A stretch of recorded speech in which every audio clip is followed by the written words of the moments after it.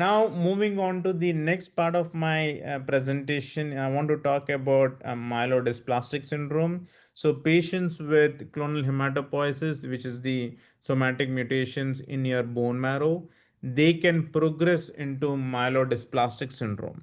So, myelodysplastic syndrome, I hear a lot of terminologies when I see patients with myelodysplastic syndrome.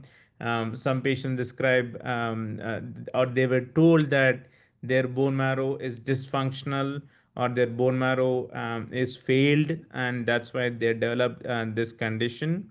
There are a lot of confusion as well, because historically it was named as myelodysplastic syndromes, but most recently the WHO has actually reclassified it as myelodysplastic neoplasms instead of syndromes, because I think it is an accurate capture, because at the end of the day it is a clonal process, means that it is driven by a genetic mutation, whether it is a somatic, that is something that happens with aging, or it is sometimes can you're born with the somatic mutation, what we call a germline mutation. So I think the reclassification into a myelodysplastic neoplasm is an accurate representation.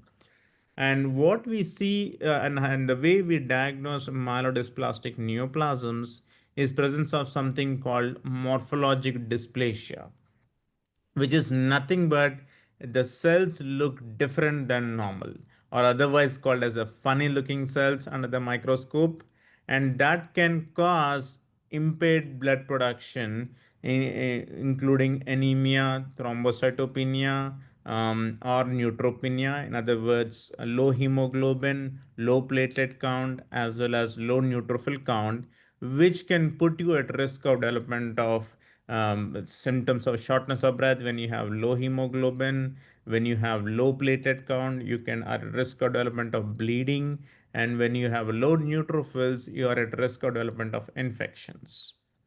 And then we, along with the looking under the microscope, we also look into some of the genomic markers in order to guide both prognosticating the patients as well as risk stratifying the patients, because it has therapeutic implications down the line. And there are two ways we capture the genomic heterogeneity in myelodysplastic neoplasms.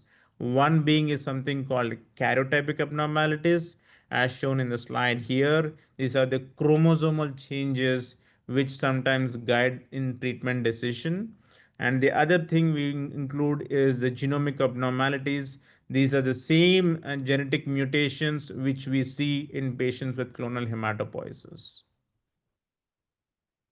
So the epidemiology of MDS, it has been a challenging to accurately estimate the prevalence of MDS, because historically, MDS was not even captured. A lot of the times, patients who had unexplained anemia, they were given iron supplementation and were just monitored. But most recently, with the advent of genomic testing, we are seeing more and more patients with myelodysplastic syndrome being diagnosed, as well as we have a lot of newer therapies as well.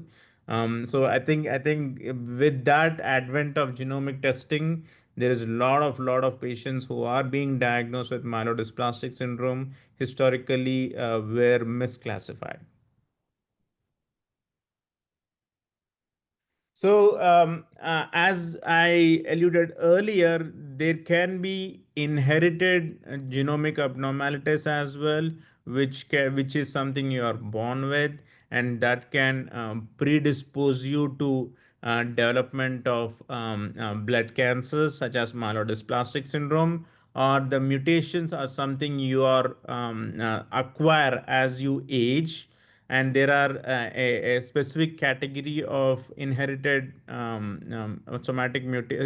mutation called DDX41, which can predispose you to development of myelodysplastic syndrome in later part of the age, like mostly patients present when they are more than 60 years, they are at risk of development of MDS.